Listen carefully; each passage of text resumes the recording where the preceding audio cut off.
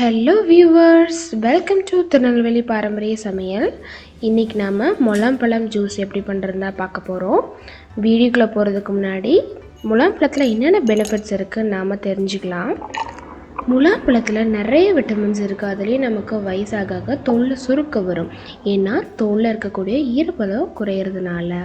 முலாம்பழத்தில் நிறையவே நீர்ச்சத்து இருக்குது. இதை சாப்பிட்றதுனால நீண்ட காலத்துக்கு நம்ம இளமையாக இருக்க முடியும்.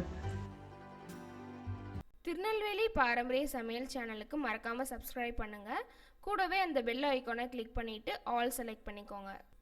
அப்போது தான் நாங்கள் போடுற வீடியோ உங்களுக்கு நோட்டிஃபிகேஷனாக உடனே கிடைக்கும். நான் 1 கிலோ முலாம்பழம் எடுத்திருக்கேன். இதை 2ஆக கட் பண்ணிவிட்டு உள்ளே இருக்க சீட்ஸ்லாம் நாம் ரிமூவ் பண்ணிக்கலாம். அடுத்து அதுக்குள்ளே இருக்கக்கூடிய சதைப்பகுதியை இந்த மாதிரி கரண்டி விட்டு நம்ம எடுத்தாவே ஈஸியாக வந்துடும். நம்ம தோலை கட் பண்ணணும்னு அவசியம் இல்லை. இந்த மாதிரி கரண்டி விட்டு எடுத்தாவே ஈஸியாக நமக்கு வந்துடும். அடுத்து மிக்ஸி ஜார் எடுத்துகிட்டு அதில் முலாம்பழத்தை அதில் ஆட் பண்ணிடுங்க. அடுத்து உங்களுக்கு தேவையான அளவுக்கு சுகர் ஆட் பண்ணிக்கோங்க. சுகர் ஆட் பண்ணாமல் சாப்பிட்டாலும் ரொம்பவே நல்லது உடம்புக்கு.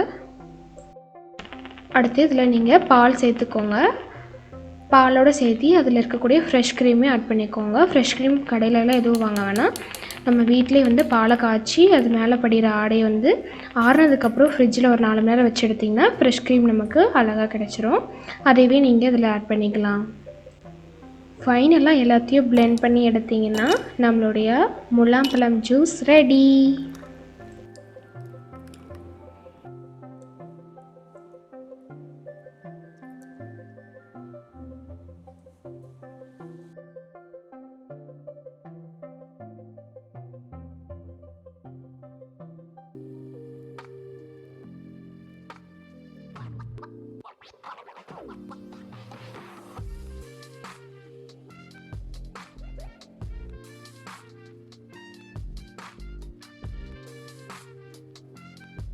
இன்றைக்கி நான் பண்ண ரெசிபி உங்களுக்கு பிடிச்சிருக்கோன்னு நம்புகிறேன். பிடிச்சிருந்தா மறக்காமல் லைக், ஷேர், கமெண்ட் பண்ணுங்கள்.